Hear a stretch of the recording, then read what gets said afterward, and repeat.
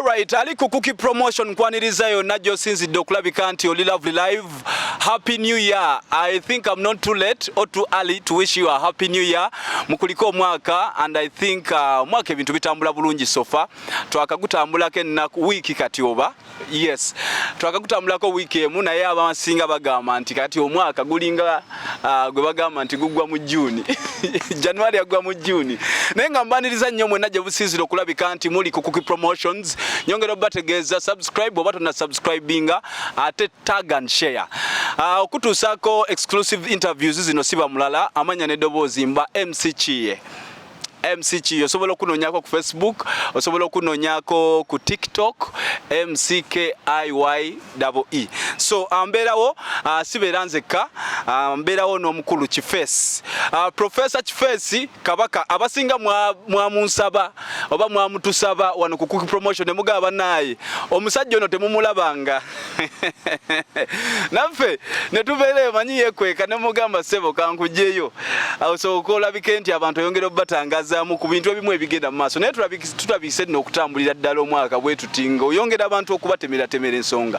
Nsanyusa okulaba happy new year buza ku bantu abakulaba eri eggwanga n'amawanga. Oyogedde ekyamawanga. Amawanga ensi. Ensanyusa nnyo balaba ku Kookie promotions amanya nze Kiface muzzukulu wa Tefero Mundu president w'abamulekwa professor bwe mbiraba gwe si bw'obirengera. Si bwe tubirengera. Tusanyusa okulaba abantu batukusaba ne bagamba bannaye this guy is so intelligent nene ngamba magezi agajjawa omuntu nze gwenda bono. Abantu ne bakusaba ne bagamba bannaye bring back this guy. So olunaku olwaleero ever since we met up for the other interview gye twakola bintu bingi bizze bibaawo tugenda kulabika nti having a series of events ezizze zitambulira ddala ezibaawo tusobole okulabika nti tunnyonnyoka engeri ebintu gy'obirabamu. So wrapping up the year bintu bingi nnyo ebizze bibaawo. I don't know mwaka gwakusangawa naye omwaka abantu abamu bagumalira mu ddwaliro ebisago bakubibwa abantu banywa abantu bekola ebintu. So first of all omwaka ogumalira waggwe ng'omuntu. Omwaka nze kati omwaka si tekikyali exciting tosobola kulaba fireworks kuva 2:5 n'osigala ng'okyalaba fireworks mpaka 2:24 gaba maalo okujja kwanga bakulira mu kyalo abazaliddwa e Kampala si mawulire. Omwaka ogumalirako waka then n'ofuluma nga wayiseewo essaawa kuba waliwo essaawa ng'ezo essaawa dead zone time frame olaba kati so waliwo essaawa z'ofulumamu nti kasita ziwera ssaawa 4.5 va ku street de waka naye bwe zikoona ssaawa 7.5 n'okukeesa ku makya ate beera ku bbaala baba genda ebweru. So omwaka twagumalako mpoziko n'ekirala waliwo kyogambye wali eri ekyokuba nti olina amagezi g'olaba gesirina waliwo abantu abatukwatako nga tusoma kibiina bali bakiyita thinkers emabega keeyo nga tuli mu primary kale babayita nation of thinkers era babangula abayizi bintu by'okusoma ayiga atya okutegeera ebintu byakola nange okubanga bwendi sirinze abantu bangi abayise mu programu eya thinkers ba nation of thinkers era nga baba n'emisomo egibangula abayizi kyomuyizi ategeera ate bamusomesa yali bikutta atya era balina n'omusomo kati ogugenda maaso ndowooza yes eno wiiki yennyini I think nalabye kutiiza baddi yes waliwo ekigenda nga 8 mpaka 12 eno wiiki gwe genda ku Google oba searching a nation of thinkers ogoberera endagiriro yaabwe oba babeerawo ku fire gardens e Kasubi bali awo nakulabye ku fire gardens nakulabye gye basomeseza abaana okutegeera just omwana okutegeera ekintu endaba y'ebintu ekyuka etya mu bulamu bwe n'aba nga ategeera ensi so okumwongera information wabula atoola ati ekyo kitono kyalina n'akibulukuzaamu mu bulamu bwe okubanga bumugasa babayita ba nation of thinkers babangula abaana mu bisomo byonna ebyokutegeera be baatuyamba naffe twali Okay, Kiface leka nsokere ddala ku mwaka wawo nga guggwawo waliwo omuvubuka badde muto muvubuka ono babadde bamuyita Arnold Baba simanyi I haven't yet confirmed naye nti alabika taata we Brian Baba oyo atera okulabika nti tumulaba ku shows ezenjawulo ku UBC ne Calvin the Entertainer. So Arnold Baba mukyala we yamustabbing ekiso nafa. Yeah, I don't know why it was about love naye a couple nga omwami afuddelwa mukyala jamu stabbing ekiso, and I think amawulire ago wagafunako. I don't know, when you look analyze embeera eno olowooza couples ziva ku kyokulabika nti zituuka to this kind of stage n'omuntu natta munne. Simanyi oba mwagala mazima oba mbalimbe, naye abantu bangi nga balina kalayini katono nnyo bwe kati okufuuka Anodi Baba kyali kati, naye nga gwali naye tannafunamu mutima kugamba kati essaawa ffenna tugende. Olubuzibu tukisinga okufuna mu bulamu tetutegeera biki bye tulimu, tetutegeera naki kye tufiiringa. Abantu tebategeera laavu kyeki. N'ekirala abantu beekwese nnyo reality ya relationships, bali mu soap opera kind of love style. In Africa, love is so much different from the opera soaps you see on TVs. Yes. You can't have one partner. You just can't. Ne bwabaayo unless nga gw'osooseeko ate era nga yasembye. Obulala obuzibu bwe buva abantu nti bagenda ne bafuna omuntu, kati ogenda n'osanga olina okutegeera omuntu partner wo omupya gw'obafunye mu relationship. History ye eri etya, experience ki gy'alina mu relationship. Abantu atuukanga you are the last hope they have in all their relationships. Baakoowa bamenya emitima, baakoowa bakyawa, bali mu fear. Abantu balina kye tuyita fear, kye bayita ba schizophrenics oba paranoids mu psychology, nti omuntu abeerawo ng'atya heartbreak okudda. Okitegeera kati ng'akulaba gwe kasuwa ke, weewalanga nnyo okubeera mu relationship ng'olina omuntu ng'akutwalanga gwe last resort oba akasuwa kakasembayo mu by'omukwano. Aba obsessed nnyo gy'oli nti asobola okutta kiba kyalayisi, kuba alengera any time of losing you they are losing their everything. Okwagala omuntu kirungi nnyo, naye ate omuntu akwagala ekisusse okusinga ky'odiservinga nakyo kibi. Weerekerezaamuko bakiyita speed governor of relationships. Weerekeramukko pole pole, tojja nnyo. Yesu onjagala ebituufu kirungi, naye tonjagala kutuuka nti gw'oli wiringi okwesacrificing obulamu bwange ku lw'omukwano gwo. Okitegedde? N'ekifeesi oyogera bw'otyo abantu tulabira ddala nti eba attachment for lifetime.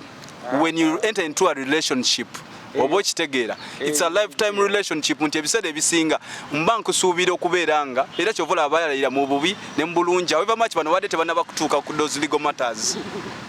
Olaba muve mu by'okwerimba ddala, tubeere beesimbu nnyo. Nze nina relationship ezisoba mu 5, naye bonna abataano bakimanyi nti nagundi gyali. Nkikola ntya? I'm so much clear with the realities. I've never taken an oath that I'm going to die with you alone. And we are on earth for different purposes, not for commitment. Much as it is so vital in a relationship. Somebody can choose to send and it is good. Your decision is like that. But other people are not different tastes and preferences. Abantu ebisinga ebiseera ebisinga bw'oba analyzing the issue ya Anodi Baba nti yalinako mu ex we yagenda ebweru n'afuna ono. Already goze mu picture lwa nsonga their issue of separation is just distance, not disagreement. You get it? Long distance love. Yes. Nti break up yaabwe y'okuba nti oli yagenda ebweru akuleetedde fiyo tuko okusanjaga omwana w'abandi. Teyagenda nti oba oluusi bagenze baawukanidde bubi. It's a do or die thing. No. Baayawukana ku nsonga just nti oli distance ali wala ne nange nina continuing obulamu bwange wano. Kati gwe n'otuka insecurities zo. Always be mindful of your mind.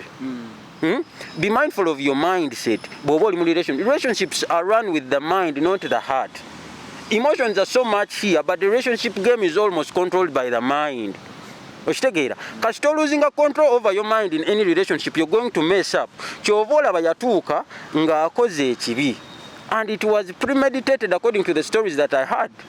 Nti yagamba bakyali baggayi nti mwetegeka okubeera naye ku kitanda okumala ebbanga eddene. You're going to do an attack on somebody. You've prepared your mind to commit an atrocity over somebody for a longer time of injury. Okitegedde? So bw'oba toneetegereza bulungi nnyo by'oyiseemu, mutegeere reality y'omuntu. Yenze wenzijidde ani abaddewo. abantu abasinga tulina ba ex bafa bagenda nti yagenda kusoma Malaysia, yagenda kusoma Canada, yagenda kusoma wa musuubira okudda era waddira tuyinza otandikira bwe twakoma kuba tetwayawukana bya bubi. Okitegeera kati linzi. Yes, lwakuba nti wajjawo makati tekitegeeza nti you're the supreme law now. Much as you're the existing partner now, immediate partner. Kati obwongo bwe bugenda ne bukulimba n'abantu bategeera violence ziva mu relationship. Abantu violence is not people that people are born violent. No, tulina ebintu ebitukuliramu munda. Bw'oba osomye biology kituyita ecology and genetics, tulina kye tuyita chromosomes. Bagamba mu biology nti a man carries 23 chromosomes of the mother and 23 chromosomes from the father. So that means when you come out as a man or a woman, you've dominated from your side of your father, also side of your mother.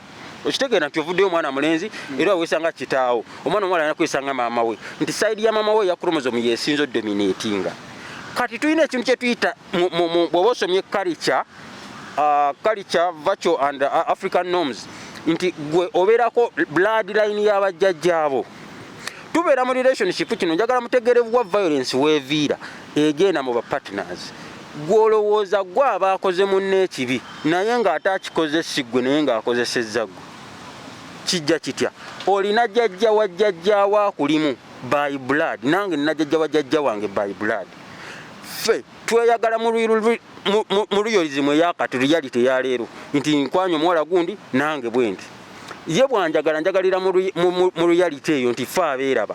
Bwe tunyiiga jjajja wange nannyambala naye jjajja we n'amwambala. Kati bajjajja babalwana. Gw'oba tokiraba.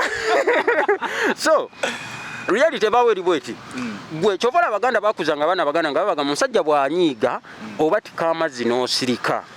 They were telling it, never let your ancestors overpower you in case of a fight with your partner, because they know there is a spirit that embeds you which is not you in reality. Gojotalaba kuba gwoba oliawo muba muliawo ono jjajjawe n'amwambala oba kitaawe n'amwambala sezaalawo oyo omulala naawe sezaalawo n'akwambala mmwe mulaba mmwe abaliwo mu reality. Naye with the mind control, you're not the people in control of your mind, somebody else. Kati oli alengera omuntu tamulabangako naawe akulaba takulabangako. Kyovula bamala ebifuba ne bibabuguma ne mwambalagana. Kati omala okwambalagana bwe muti. Why is it that every time an atrocity happens between partners, all of a sudden yaba yakikoze agamba simanyi kikyambaddeko kyekyo ekiba kyakubaddeko. Tulina Kiface Kabaka Professor olunaku olwaleero omwaka nga guggwako awo. Twafune nga 3 mu lumu wogimanyi. Nayitako wano kwa Kashaawo ne saidiza walingodda ensambya that good mall eyo bagita bati Arena Mall. Bakuba abantu ng'oyinza ogaba bateddemu amafuta abayayekolo bakola. I don't know what, because bino tuba tubisuubira, because ne security zivayo ne zitugamba nti mwebereremu mukole bwe muti ne bwe muti oba kitegera actually ne security zaalimu naye ebizimbe bimu byaggala obudde bukyali. What went wrong? Sajja omu yagamba mu politics nti Africans forgot nothing and learnt nothing, and still Africans are still forgetting nothing and still learning nothing.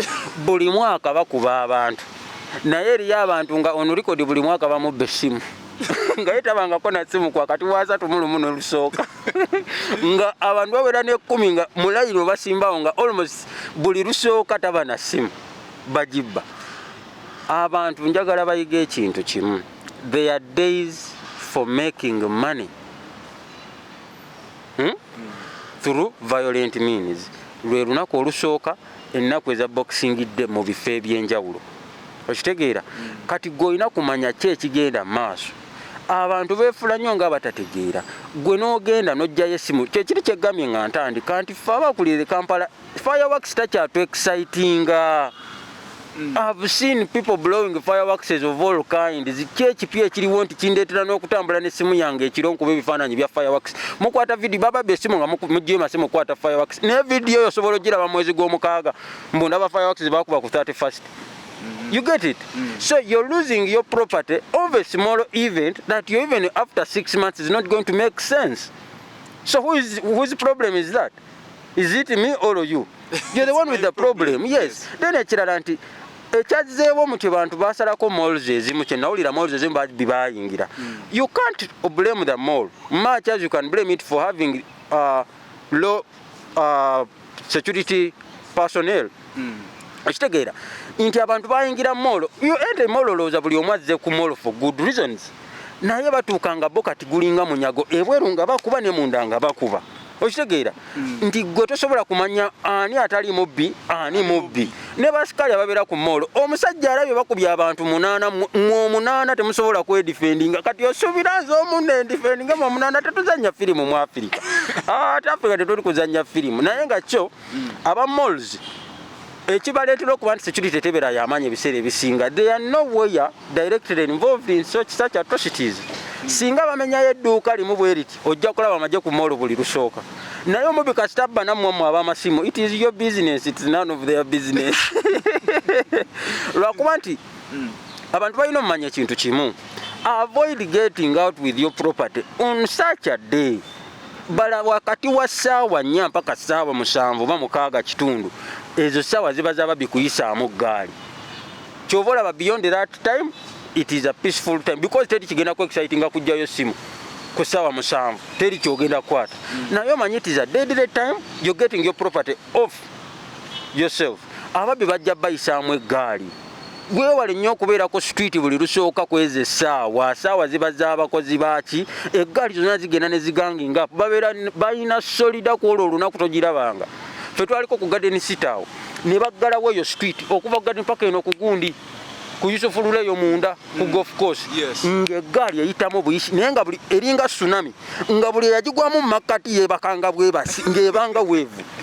Okitegeera kati ogenda nga bakuba bali mu motoka bali mu jjaamu bakola buli kintu kibeerawo nga ate egenda bwe ne beera street yonna neekala gyeva teddayo ne bagenda ku nakumati ne beera abaali bali abwebweru ne bamala ne bajizza buli ebeera baba bakuba beekuba macupa bakuba bopeva bakuba biki okitegeera olina kumanya nti this time is not safe for me. Protect yourself gwe ng'omuntu other than you blaming somebody for your property you've lost in your carelessness characters.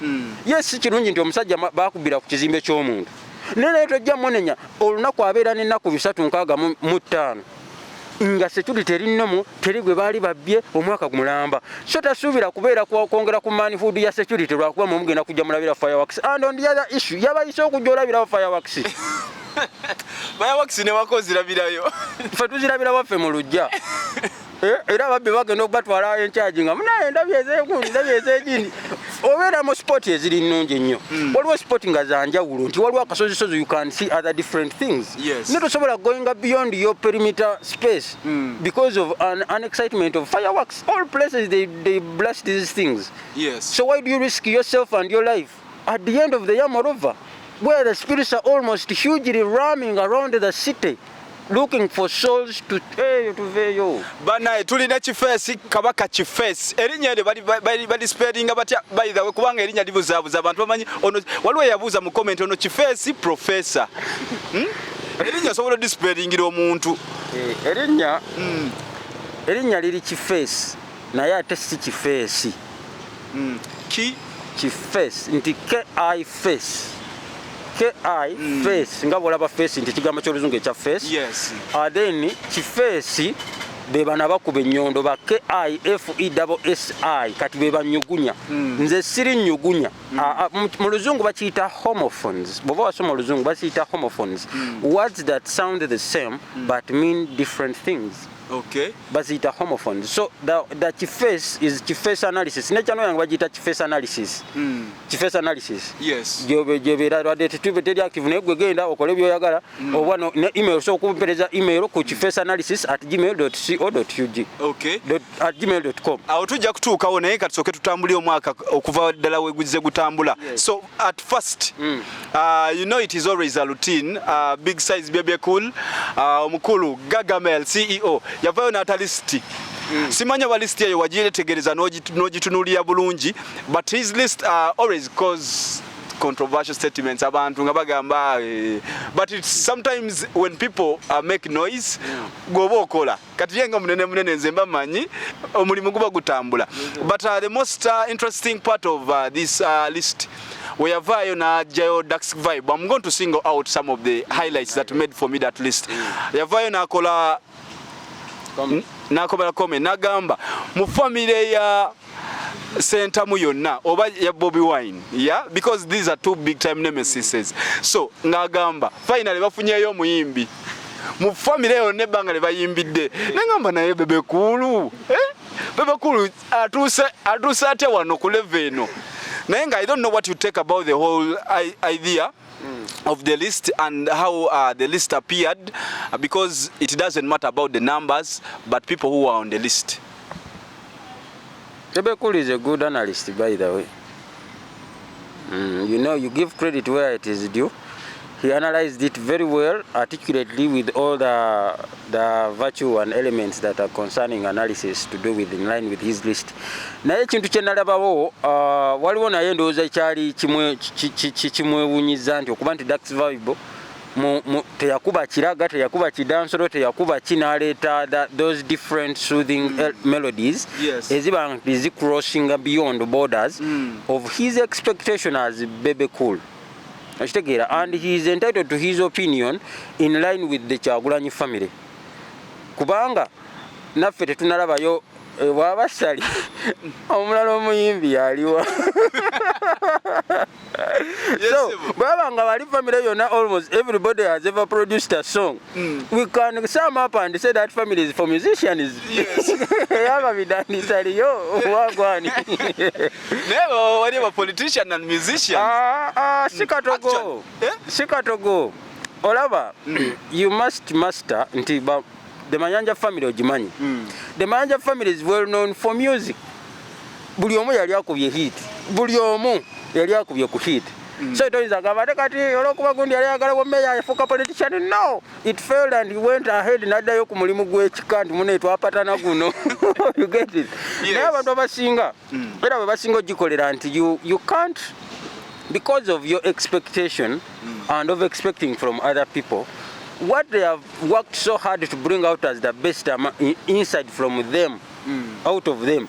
You can't just rubbish it simply because it doesn't fit your match or your bar. He's the only one who sets the bar. He can't also meet. He's not anywhere on his own list. Yaliko ku list yateekako, by the way. Omusajja yaliko ku list. Ng'ataddeko luyimba ki? Ng'ataddeko luyimba ki? Omusajja gwe. Omusajja yavaayo n'agamba amanyi it is somehow tricky ye ng'omuntu ye akola list ate okweteekako. Olaba bw'oba osala empaka ozisalira bw'olaba teweegayingira mu bo. You get it? Nti bw'oba oyagala obeera authentic, you must cut across 360. Give us a 360 view minus yourself. Now you can't be a participant and also you want to judge other participants. Unless you decide to say, I'm now going to be a judge entirely. Because judges are supposed to be neutral. Neutrality calls for no bias. You're already including yourself on the list, so obviously you're jeopardizing the work you're giving us out. So that is a fake list. Okay, ladies and gentlemen, ali ku Kookie promotion twongera okujukiza. Remember to subscribe, watch, tag and share. Kutuusa enteekateeka zino mba MC Kiye mbeera woneka paka Kiface Professor okulabika nti atongera okutangazaamu ensonga ezigenda maaso. So in your general analysis, Bebe Cool alina ekintu kyeyavaayo n'ayogerako. First, initially, yasooka n'akuba oluyimba lwa Kyayiwenjayi. Nagamba there is no way you can look at such kind of music taking over. Nti ye oluyimba tasobola kuluwuliriza muwala oba mwana we. Oba okitegeera. But later alone, in the beginning of the year, tumulaba omwana wa Kyayiwenjayi kwali. What went wrong? Kyaddayo abamaloza bajja tugoberera nnyo ku gundi ku Smart Biz. Ntero binyonyolamu ku Smart Biz, ku channel ya Smart Biz. Nti ebintu ebisinga music sometimes gwe kyobalanga what makes sense to you might not make sense to me. You get it? Yes. What you value so much I may not value it. You get it? Yeah. But the question is, how does society perceive it? You are an individual, you can't represent the entire society. Society knows its tastes and preferences. Buluba ngomana yakuba Kyayiwenjayi n'ayitako. Well and good, you know, qualifying because by his song and its engeri jeru performing throughout the year. Yeah. Luhitinze for some time. So abaana bangi nnyo abayimba music omulungi naye lwa nsonga tebagetinga airplays ezo okusukka ku balala tutegera na music waabwe mulala though much as nti kale bw'oba ogenze mu gundi mu kutunulira analysis ez'okubeera nti music ajasobola okubeerawo for long term oba just for short term batera nnyo obutasurviving ng'omwana yayimba oluyimba lw'emmese kati aliwa so ogenda kitunulira nti oluyimba luleetanga hit nungi naye nga ye mwennyini egenda muzitoowererera okugizzaako kati ate kiba kitakaaliya ye in the long run nti wajjako ku limelight and the entire country welcomed you so where are you now kyobola yaddamu na reproducing a party tu yenjayi ng'ayiza aganya olwo kitegeeza nti ayagala ataddemu atusike endobo yemu atulobe no you can't fish the same fish on the same spot ne bwoba okozesezza gundi ndala it can't you can only hook us once then use another trap elsewhere to grab other fishes so you must be creative kiddeyo ku bayimbi ba wano nti tebali original tebali creative afunayo ekintu kimu kasitabulira nga kikute n'ayagala ki reproducing you should stop reproducing music just to make more songs there is an artist gwe yatadde ku list nga almost yozanya mente emu n'ayimba ennyimba za 37 tulina kabaka Kiface lack of originality yes in writing he's so superb but with the beat and instrument he's so fake okitegedde nti ajja ku show ng'azanya mente emu n'akuba ennyimba 17 how can that be possible you get it with writing the skill is so good but with the creating the instrument it is so down low key where is the problem the producer the artist it is the same time using the same producer producing all your songs simply because you own a studio bwabiraba sibwe tubiraba kabaka Kiface professor tubaira naye aliko ku promotions anjagala okulabika nti munange tuba tugendera ddala maaso netugwamu enchukwe asimanyi omwaka guno I think it's been Pastor Bugingo yeah he has opened the news officially because 1 week down the road it's been the talk of town in terms it is becoming analytical to everyone buli omu ayagala okulabika nti ateekako eddoboozi lye buli omu ayagala okulabika nti awa endowooza ye oba okitegeera so I think walaba eggulire erya Pastor Bugingo RIP omukulu driver we Richard RIP tugumya ne family naye nga I don't know what's your take about this never na Uganda okubeera nga kyekino kye twaliko ate still wali kusobi bana Uganda okubeera nga olunaku olwaleero bakyusiza oluyimba lwa David Lutalo ne baluteekamu nga kati atalinga where are we going let's first analyze this saga then tulabike nti tugendera ddala maaso olaba nze nganze kyenalabyemu nze nyumirwa nnyo firimu za action nali nyumirwa nnyo omusajja bamuyitanga Arnold Schwarzenegger yena firimu zaali bbiri ze yazannya emu bagiyita Terminator 3 Terminator 3 mwalimu akasajja bakaali bakakola mu machule nga ne bwokakuba amasasi gekubamu ekituli wano esazi ne livuluma ne ligenda kati ndowooza omusomba oyo alimu olumachule nerekanga gyotututenga si watuufu ngamba byenzijukira bye nalaba Arnold Schwarzenegger ogenda nonya Terminator 3 mu akasajja nga ne bwokakuba amasasi kagenda ne kakola ku sokolansi ne kabulira ku kolansi ne kabulawo waliwo ebintu bingi nnyo by the way issue eyo skande eyo yabaddemu ebintu bingi nnyo nti biri so olina obbanga oli wa bwongo bungi nnyo era omuntu atategedde ebintu bya Bugingo ebyo nze mulinda bayange totegeera kukkiriza kwa Mukama Bugemba ina akayimba ke yagamba nti naye ebintu bya Mukama olw'olumu bibuzaabuza so iba byakubuzizabuziza bintu bya Mukama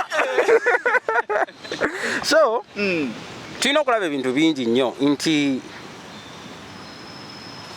waliwo firimu ya Schwarzenegger endala bagiyita True Lies mu True Lies yatuveeyo mu firimu oyo Schwarzenegger yakwata emmundu 3 n'asuula emu n'akwata 2 n'azigira bw'ati ngeri akkirira ku madala ngeri eyokusatu yeekuba yokka buli lwegenda neyenyola naye ngaekuba abantu mu tageti nga ne zino bwe zeera bwe ziti n'atuuka bonna n'abazinga ng'abawangudde ng'alina emmundu 3 ne gy'atakozesa so it is something that we really need to do a lot of research about kubanga kintu kingi ekyakyuseemu kubanga birimu ebintu ebyo byeggambye but one thing I'm sure and honestly sure somewhere somehow dead or alive somebody knows the whole true story somewhere somehow either dead or alive somebody knows the true story okay nti eri follows nengambye nze waliwo firimu yasozi yenye n'abagita True Lies kyekyo kyeŋŋambye awo okay so embeera bwetyo bweri naye kakati nze omanyi nyina ebintu byenjagala okussaako nnyo essira why is it that eggwanga lituuse mu kiseera nga abantu nga balinga abajaguza people in problems you have seen social media yogirabye people are not attached at all tebalina they are heartless oba kitegeera sisobola kusanyukira mu Buganda wano waliwo ebintu byetutunuulira nti oli ne waba alina obuzibu bwenkana butya nga tulina challenge wamu personal egos naawe I cool down my ego nenzija ne tusooka tujjawo ekizibu ekyo buzibu buvaawa where is the problem society is divided there is a group that is oppressed that feels it's oppressed and there is also another group that feels it's oppressing. So society is already divided on two sides. So whichever side you decide on, that's where your support will come or your resistance from. Life is only basing on two factors, support and resistance. Many people will support you, but others will resist you. You get it? So it is all about support and resistance. Where do you have your support much? Where do you have your resistance from? Where does your resistance come from? So you need to know where does my support lie and where does my resistance come from. And in most cases, you're going to find that those who resist you so much will almost come out clear when you have a problem. You get it? So naturally, what the words that we do speak when we are at our time of prime. Olinya ku bantu okudaala bangi bokosa mubutamanya nembumanya bwo n'obyokoze just by mistake ninga oli atajja kitwala too personal. You get it? And naturally, our society is so now built, or it's so much embedded with emotions rather than logic. You get it? And people easily see few words get deep down under their skins too fast. Oli akukyawa with rage tomukubangako tomulwananga nako naye tomuyinaako buzibu naye nakukyawa with rage nga munyiivu nnyo gy'oli yakukyawa bubi nnyonnyonnyo tomuyinaako buzibu baithe ne bwomubuuza kyali yakola kyajja kugamba talina kye yankola naye yantama nga bwe nyambala akakookolo ng'oli yakala simwagala akakookolo akiyeekweka. You get it? Tomuyinaako buzibu ne mbwongo bwo tekikulosinga nti eri omuntu ne bwatu naye nga akwinako obuzibu bwe buto and indeed bw'afuna okumanya nti ekizibu kyakutuseka ajja kusanyuka naye nga tamanyina lwaki ajjawo essanyu nti ate ovuddewo naye nga takwinako obuzibu. So our emotions are now overriding our thinking processes. So we are losing so much with the mind and winning so much with the emotions. Thank you very much. Katugenda kugendako ku bubibuuzo ddala abantu bye basinga okwagala okumanya. Basitula abali ku Kookie Promotions tuli ne Professor Kabaka Kiface era tubeerawo for analysis, depth analysis when it comes to issues that are taking rounds of news wano ne wali globally because tuli mu global village olunaku olwaleero okutuusako ensonga zino MC Kiyegemanya njagala okuleyongera omanyi bosi wange Kookie yaŋŋambye erinnya abantu tebakutegeera naye nga comments the last time we had an interview waliwo ebintu bye twayogerako and I got down into comments abantu nga babuuza naye kati akakookolo kaaki in all things if you are told speaking sense akakookolo kaagazaaki akakookolo olaba nabintu nabinyonyerako ku channel ya Smart Biz rambiddemu tuklarifyinga kubanga kati tebaliyo naye bajja genda bachekinge kinaba kitali broad nga sinyonyode nnyo ku Smart Biz gye ziri. So issue ya kakookolo kiri ku branding nakunyonyode erinya liri Kiface oba Kiface originally kiva mu mannya gange ag'obuzaali nga bona agamba kakembo Ian Face kiza gundi face Okitegeera. So kiva lwakuba kisoundinga ne ba Kiface be mumanyi mmwe ababba amasimu bambire bakubba akasimu kono nnoonya. So akakokolo, it is just branding. Ekisooka kati buno budde bwakola. Okitegeera.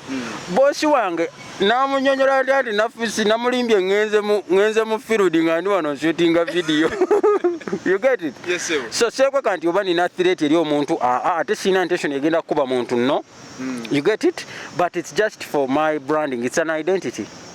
Yes, it is an identity and I love it that way. I'm not a threat to anybody much as I might become one. And knowingly or knowingly because oli akula kyegambye nti omuntu akukyawa lwaki kyoli already takumanyi toyogerangako naye takulabangako takutegeera n'ekyo ekyokuba nti curiosity ye takutegeera kimunyiiza. So akakokolo nkambala just nti nina ebintu byange byenkola siyagala nnyo butaala. Omanyi wano ba celebrity baffe balina obuzibu bumu tebategeera what fame is. We don't know how to control fame. Oliwa afunayo ka video kamune ka trending ensi yonna n'atandika okulinnya ku bantu ku mitwalo wooza celeb just because the entire world country watched your video. Nze njagala mbeere nga bwe mbeera ebyange mbeera byange bwe mbeera wano nti kino eno character njambala nga nzize wano era bwe mva wano mbeera bintu birala. Ne video nsobola gisanga mu simu y'abantu bemanyi nga tebinda nti si yenze. Okitegeera because sijja mutwala obudde okulirating abo bayenze oba si yenze. You get it? Saagala nnyo eyo social pressure ey'okunnimba nti abantu banjagala nnyo ng'ate obviously si kyekyo kituufu. Naye abantu bakwagala Kiface. Natunuulira comment ne ngamba bannange. Bampe kasente. Wali obi wondooza ku Old Kampala yagambe bbaasi agituuseewa abantu bakunoonya okuwa ku ttooke. Kirungi nnyo nti omuntu aba ayagala okuwa ku ttooke nga yakakulaba omulundi ogusooka bakutuukeko. Bantuukeko obuyinza obumpadde. Osobola oyita ku smart biz ku TikTok oba oyinza onoonya Kiface analysis. Osobola okubereza email n'oweereza ono ku smart biz ne twogera ne mwogera ne tuba engeri zitya sente ziri kubanga ne sente ezo ziri mu bantu okusaasaana eyo sente zange nga ziri eyo muzireete. So naye si nti nkuba mulanga gwa kumpa sente naye bw'oba osiimye omutima mulungi osobola okutuuka ku Kiface analysis via email ne tumanya ngeri kye tusobola ogikwasaganyamu ne tuba nga akasente ako katuuka kuba tuyamba ebintu bingi nnyo tukola ebintu bingi nnyo charity. Supporting initiatives zino ne namba ya Kookie kweri awo. Kala akakokolo nkakafuna nina bungi akagula. Otunda n'obukokolo? Naye tobukolera mu violence. Gonga mbo ine namba y'obukokolo. Mbulina bungi. Okay, kati in this branding of yours Kiface otunulira abantu abamu naddala ekintu kye tuliko olunaku olwaleero blogging is becoming somehow about blogger basinga ojja kuwuliranga bayinamu okutya oba like waliwo okutya okay yeah it's not safe like it's becoming something that it's not fine. Yes. Yeah, so olunaku olwaleero buzibu ki bosanga mu blogging? For example, an example of yourself nti olunaku olwaleero ebigambo by'oyogedde bino oba obivunaanyizibwako, how can you handle it? How do you go about the issues that you publish? Olaba ebintu bino ebya blogging obuzibu bwe tulina mu Africa tubuukira buli kimu.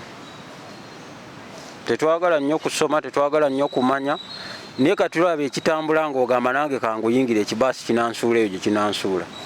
So in the due process of you lwakuba olina gw'okopyeko gw'olaba alina byakola n'oyagala okozese tekiniki y'emu ekkolere.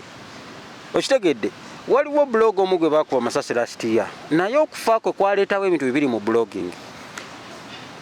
Blog oyo yasembayo topic gye yasemba okukola ku lunaku olwo yali agamba it is either a wind of change or a change in the wind.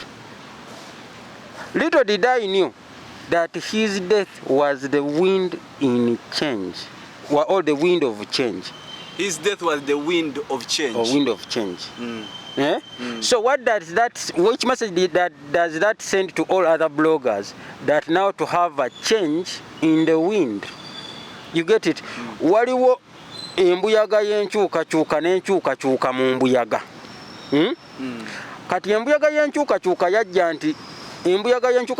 nti babloga abadde nga bakuba abantu baabwe bbeya nnako abantu kankuwulire lwaki abantu babafunako obuzibu mu blogging ono. Kiyo omuntu ogenda kujja akuwe secrets. Nze saagala muntu kumpa secrets za muntu olw'okuba ndi mu masking mukubire. If you're sending me your money, mukubire omuntu brother genda ofune masiki yo oba genda ofune blogo yo sabula omuntu ono ebintu bye byomanyi ng'okozesa face yo. Nze sina interest egenda kuba muntu because of likes and numbers. No, I'm not interested in that. And don't expect me to come and blast so and so and so. No, unless ngabo obimanyi technically.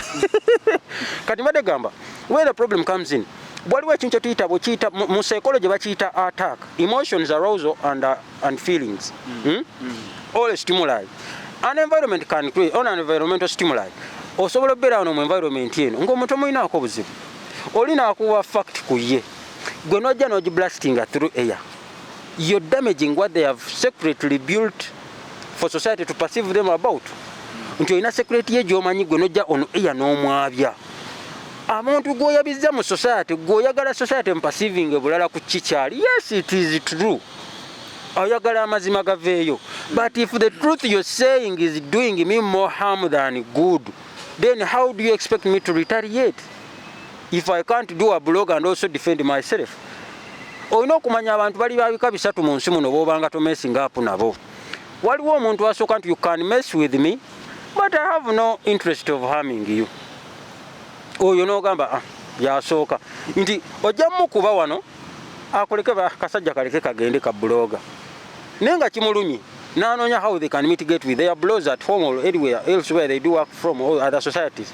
Omulala ng'ayagala akikole naye nga talina busobozi. You get it?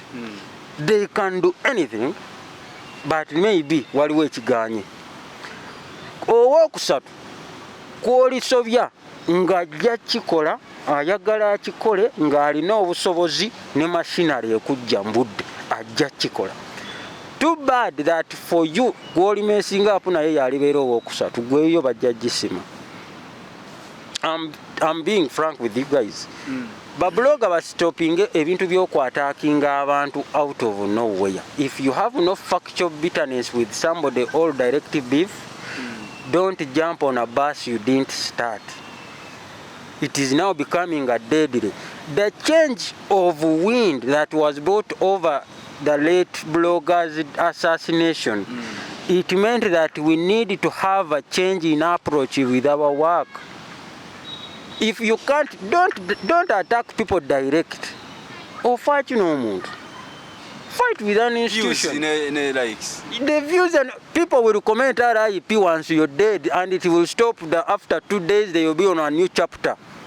Bloggers are looking for news everywhere. You get it? So, if the likes you want to see on your dashboard are exciting you beyond your reasoning that your life is worth more than the likes, continue doing your work.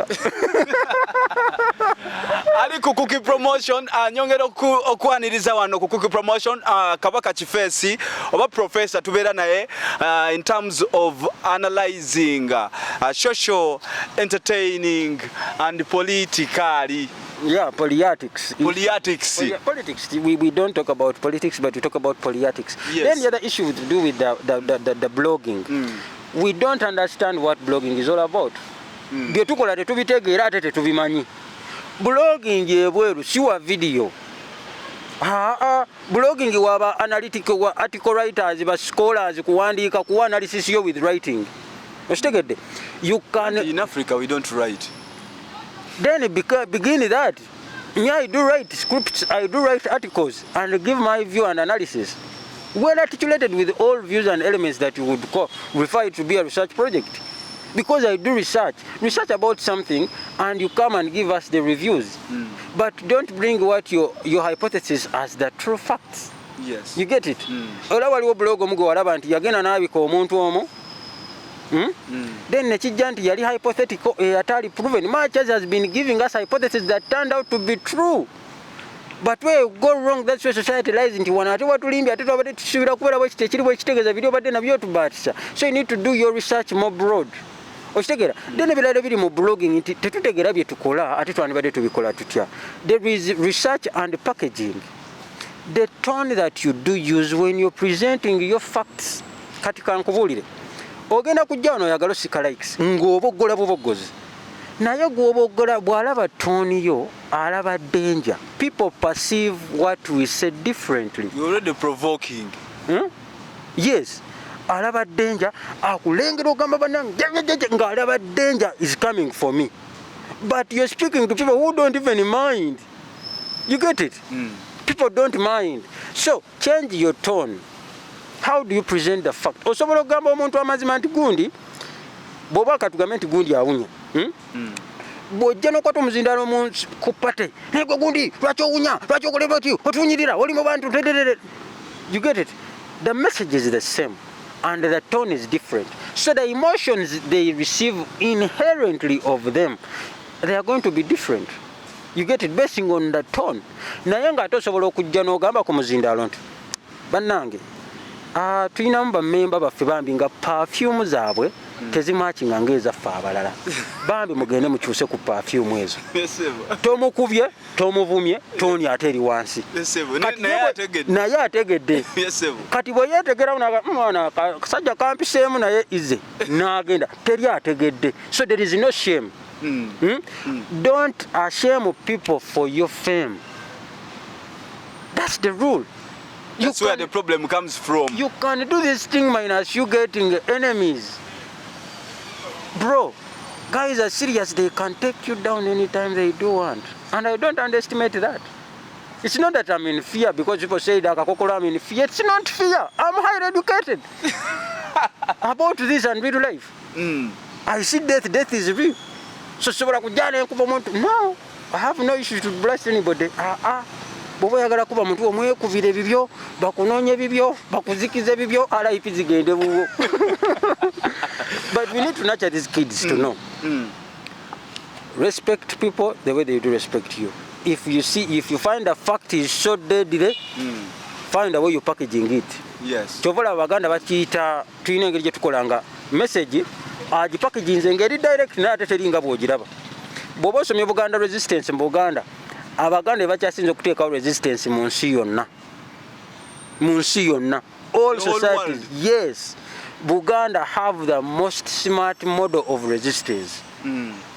Very direct oba violent. Era ajja kutuuka agambe mwana obuzibu obwo obuliga bwo bwatulemeramu maama.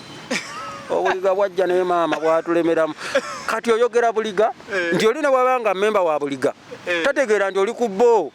Era agamba obuliga bwalemera wano obuliga bwalemera buli emmere yaffe okugimalawo obuliga. Tolina gwe okubye direct.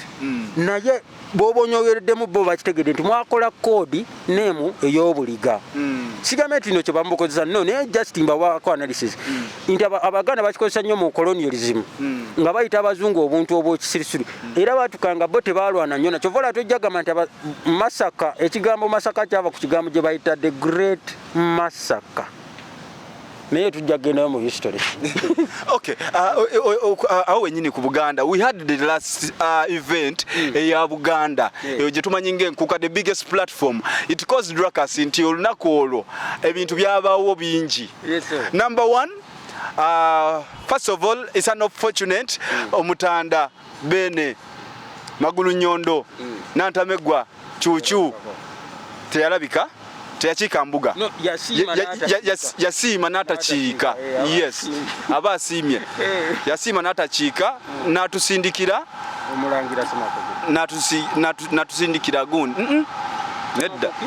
Sema Kookiro. Yes, ne sister wali awo naawe. Gundi erinnya ndyerabira. Okay. Kakati what shocked me olunaku olwo Buganda yaniriza. Yes, tuliana buli muntu olunaku olwaleero. But how comes when it comes to issues of entertaining? Lwaki obucupa buviira yaawo?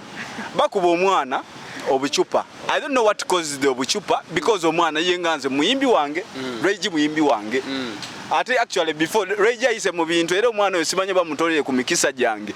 Kubanga abadde okumala omwaka yali mumbiranye n'azawe. From there then kuuka n'agabana. Where was the problem? Kama is the problem Africans have refused to accept.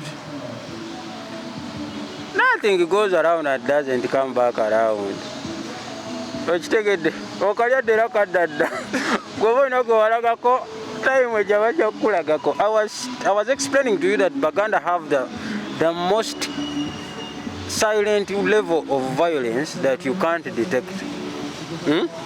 Bakiyita agency. When you study gender studies, abakyala Baganda kye bakozesa ennyo okujjamba baabwe ssente nti agenda nakuteekera amazzi nakuteera akamere nakuwa kajuisi akuweeyo care, naye it is an opportunistic kind of care and affection.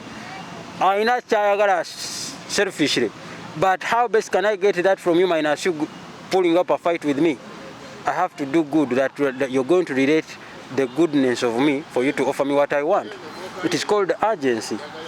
So when Baganda becomes so, they sprout out their emotions out. There is something not right with you. Work on your code of conduct. Atenzo baya chikola dda nga abaana bakola ki ne batakirayikinga in the end. Then n'ekirala nti tugenda tuka mu issue nga bwe bigenda bwe biti ate we should really worry so much for what is ahead of us. So kitukanga omuntu olina okumanya nti tekiri tribal. It is not based on tribe, no? Kubanga waliwo era abalala abali mu bendo lyerimu bwe lityo abo bataakuba. So you can't read that. Bebe Cool yavayo n'agamba nti mukulu Ray talina kulabika nti ye kanyo oba yewaringa kubanga ye Bebe Cool omukulu Sali Nakangubi Full Figure nani nabo tebayimba many bagame Alien Skin, they didn't share the platform. Ronald Mayinja, they didn't share the platform. That is something that is so understanding. Naye obucupa tekiri si kyamaanyi nnyo nammwe kale si kirungi ne si kyekitiise nnyo waliwo gwe bali kakubye n'afa ke bali bukuba omune bulibeera emitwalo ebiri naye gwe ocupa ebirimu omusulo ogimanyi waliwo gwe bayira n'egundi empitambi enagisi teyafa yasigala akyali ku top by the way olaba bano abantu bategeera kibuli sigala ng'oyimba DJ akyapulenga music wo sigala ng'oyimba. There is what we call having being positive, staying positive while you're failing. It makes you go forward. It happened on the last show Cindy that launched. It was Boom Party. I remember. Bebe Cool yasanga ko B2C ne bamukuba bukiba namukuba muchupa nasigala paka we boba kuvaako buvi. Nsonga, you have a strong, a low psychology, a weak psychology. You can't outsmart the audience. The audience is gullible. One throws one and another also throws. So for them they're enjoying the throwing. They're not even your enemies. They're just enjoying the throwing. A situation where comes in a chupa ya beer. Beer is dead. Then they shouldn't use those ones. Bwaba kasuka sente. Biwa kasukira sente. Nakyate zo zironda. Lwaki toduka ku stage nti sente nyingi zijja. So you want what is beneficial for you because it has a additional value. No. Abantu ekisooka waliwo ekintu kye nalaba omwana yagenda n'azannya ekitaagululo kati ate abantu nga baagala ngoma nganda so buzibu tebubeera bw'abayimbi naye oluusi naye alina okumanya audience gyazzeemu. Maybe I think it was the selection of the song okujja n'oluyimba yes your interest song bwebanga audience eriwo ate terugenda kuba kati naffe tutuuka nga olulimi tolutegeera tubeera nolulimi tolutegeera kati ate omuyala olese mu ngoma ate mu vibe nga mwana ziri waggulu. Because to me that situation yali nti Katikiro had a speech we are introducing Irane Gundi omugenyi omukulu n'amala. That was a transition. I think while we tawedda chikandozo speech ya Katikiro yalinga yes. But I think our abantu baba bakoye kubanga jukira abantu baba batamidde bibakubye emandwa zibalinnye. Yes, abantu getting so excited. Yes. Ekisooka birimo element nyinyi nti people throw for fun. One. Omanyi when you analyzing you have to see. Do they find pleasure in doing so? If they throw bottles at you, and you keep on Eddie Kenzo yayimba ke makerere. Nga mayinja ge gasala kyokka nga Eddie Kenzo ayimba. Tiya gasi yagala off freshers ball. Boza freshers ball yamakerere gye baggalawo Eddie Kenzo nga ayimba. Bali okuba kubaba. I remember that one. Yes. After lockdown. Yes. Ero gunje bagalirawo. Yes. Ng'ekyaddako gali mayinja ne Eddie Kenzo yayimba amidst the stones. Nasigala nabaga bane mukakane. You get it?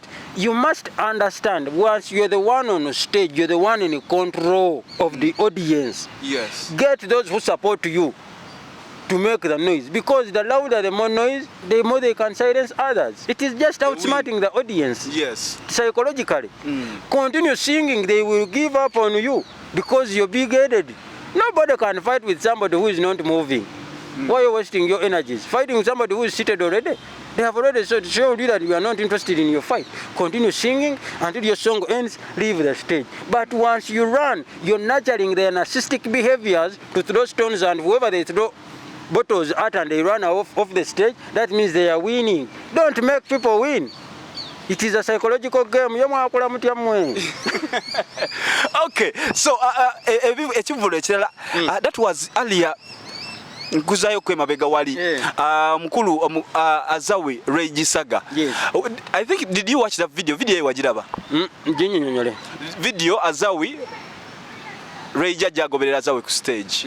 Yeah? Ngaljimba luvuga. I think ngayamanyi it's his time. Akolechi aperforminge. Nenga Azawi yagamba ina shows ndala agenda. Nasoka mugamba munange speed control ekakana dawali, which turned to be an embarrassment because ingana Esther.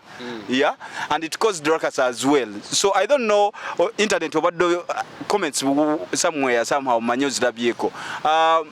What was this about? No kulabi kanti abantu abembara bamubanyiga abamu nga basupportinga n'abeena abamu ne bajjayo abalala ne bakuba nga omanyi Uganda. We already parallel.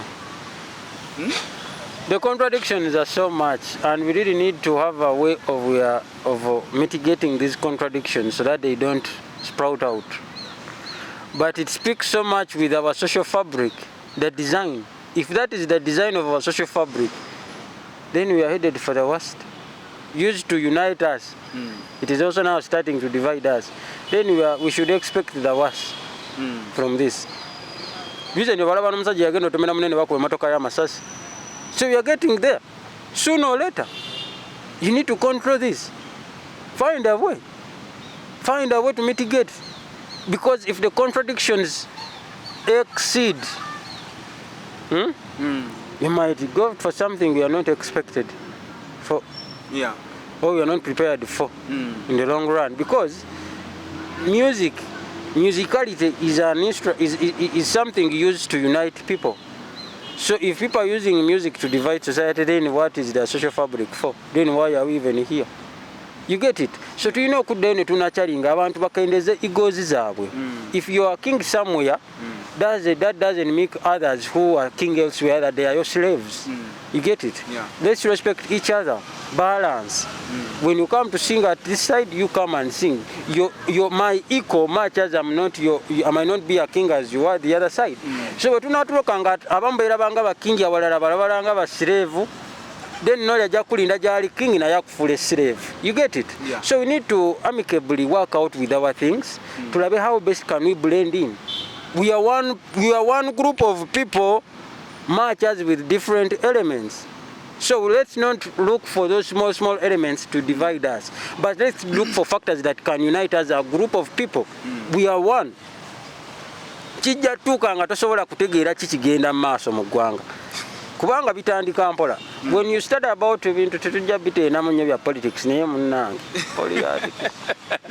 Okay, ladies and gentlemen, tulina Kiface aliko Kookie Promotions, Professor Kabaka Kiface, MC Chiyegemanya gange, olunaku lwenga tumaliriza omukyala Josen Becky. She's one of those artists goyinza ogamba nti tatera kuvaamu nnyo mwasi. Tujjayo. Naye nga Josen Becky alina we yali ayimba. Amaliriza okuyimba ng'ayimbye ate n'abanjiza ku stage. It is my first entire scene je nakalaba omuyimbi ng'agamba munsasule sente zange Josen Becky nagenda kututa n'agamba you guys kino kisusse ebbanga ne tukoledde bano abantu kyekiseera tubalabise. So what do you take about promoters okutandika okugaana okusasula abayimbi nga yeti barrivinze ku venues baperforminze balance ne bamukugira ne bagamba talina gyadda? Africans forget nothing and learn nothing. Gravity omutujjunamu oti tebalinya ku stage nga tunnabawazaabwe era ajja kukulabisizaawo. You get it? Olina okuyiga nti the game you're in abali smart bangi. Somebody can capitalize on your gullibility n'akukozesa ye n'ayisaawo. You get it? You must set principles. And you need to look for things that can cover you you get it ng'omuyimbi nti nzize nnyimbye onsasuddeko kitundu tomazeeyo. Why do you go ahead and blast somebody over the internet? Use the laws. Omuyaye mugambe nnyimbira miliyoni 10 naye for damages teyamalaayo agreement mubeere n'ebintu ebiri written. Mwagala nnyo backdoor agreements. Ezo backdoor mwe bababbira. You have no evidence. Omuntu mukozesenga contract ne manager awo. N'ekisooka bamanager baagala okubba abayimbi. Okitegeera abayimbi's problem are their managers. That's why they over time they have issues with their management. Over time because manager yagala kusiba akakookolo yakufunemu akuzimbemu kalina nga gokyali muzigo opangisa simanya ntinda. Kulimba buli muntu. Nobody works out of their utmost faith with their partners. Manager wayagala kuyitemu yakugaggawalireko. So manager agamba wayimbidde miliyoni 15. Naye nga yasabye agamba wayimbidde miliyoni 5 yasabye 15 n'akuwa 3. Okitegeera kirimu ango 2 n'akuwa 3. N'olowooza obulayo 2 n'ogenda ku show n'oyimba Nsonga olinako obuliro olinako 60% of the money n'ogamba I can sing for 2 million bajja zimpa sheekutteyo. Omusajja n'otuuka waleeri ng'omusajja bamuwirako de 15 tayagala kuwabiriza ayagala kuyitamu tugende. Kati oluusi n'oblastinga n'omuntu nga takiyitako. Okitegeera n'ekirala nabo baagala nnyo yimbira ku busho bunene obw'abantu abatandika abatalina kapito. N'ayagala akuyimbiremu buyimbizi. Kati oli bw'alaba nga akuwaddeyo 3 ezo n'akwata nga ajja kuyimba kasamu wadde. Kati ate n'okola ensobi n'ogenda n'olinnya ku stage n'oyimba. N'abayimbi abalala bakikozesa nnyo bannaabwe bano abateeka ebivvulu. Ayagala otuke ku venue akulange ku bantu nti otuuse then alyoka akiteeke mu bantu. Kati pressure y'abantu mbu social pressure ekuteekemu mbw'ojje ku kinyigenyege oyimbe nga tannakumalayo akuyitemu. Okitegeera si abantu balina okumanya who am I working with and under which principles are we working with or working for. Nti ogenda kukozesa omuntu omuyimbi omuwa ebintu bye ebyekisiru ayimbe bulungi nnyo ate atuke ng'ali bita.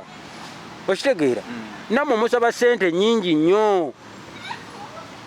Gwosanze kisaawe kijjudde olowooza gwe wekka abakireese n'omera akasajja. Okay, nga otumaliriza waliwo concerts ezimu ezigulawo omwaka. Olunaku olwaliro actually ebigere byolaba okutuuka wano. Atubadde tuva wa mukulu Daudi Lutalo Munaluweero. Babongote 27 Fikfameka Alionga 26. This show had contradictions in show eri oli agamba oli amutaddeko ekivulu. At the initial stage waliwo contradiction ezaaliwo. But David Lutalo na clarifying and Fiki when ali naye n'agamba I talked to Lutalo. But olunaku olwaleero I don't know Lutalo atuwadde events oba concerts mu time frame etali ya bulijjo. Era leero we tubaddeyo ne bagamba nti kati yeyita King of January. I don't know what is all take about Babongote 2024. Lutalo azuukuke. Wanji? Lutalo azuukuke. Kuba ye mwennyini abongoose. Listen, I'm not blasting him. But you can't contradict what the king is telling us. Kabaka yatugamba tobongoota. Gwe lwaki otwebasa? Olaba sayini eraga nti tetwebase. Ya mukulu awo gwe babadde. Tuli tetunabongoota tulaba. Naye abaagala obongoota let them go and support. For this song is for particularly enemies. It's directed to enemies. Nobody is Lutalo's enemy. It is about conception, perception. Perception is the key. What you perceive, do you know where this song came from? Olimba okutandikira weluva. Because tulina force endala etugamba tetubongoota ate kati nawe tugamba tubongoote, then what can we do now? Who are we following, the king or the king of January? Okay. King of Buganda abasigadde simanyi bakingi bagenda kutulagira kino olwo nga basiyongoota nze sigenda kubongoota. Okay, nga tumaliriza what you project for the year 2024 because olunaku olwaleero wiiki etutuvuze spirit omwaka twakagutambulako week age naye speed tulinga bali kaserengeto. Your projection as we finalize and your last remarks. Temunnatuuka katandika butandisi. Bwekaba kasoose just mwakategedde bingi bye mutagenda kutegeera ze nkomyawo. Basewo ne banyawo, thank you very much whoever has been locked on Kookie promotions to the world. Bane watu nanyiga kamyufu akapesa ka subscription kanyige nafo osobola okulabika nti otuweesa ku revenue. Amanya siba mulala MC Chiyege manya osobola okulabika nti on following ako ku TikTok at MCKIYE. For now, olunaku olwaleero bwetyo bwetambudde tujja kuddamu anytime, but for latest updates wanoka is the ultimate final channel Kookie Promotions. Yeah, and of course osobola okulabika nti following ako wali ku Smart Biz mbeera oko with ultimate interviews wamu ne Kiface analysis. For now, mbagaliza olunaku olungi mwerabirire. Peace and love.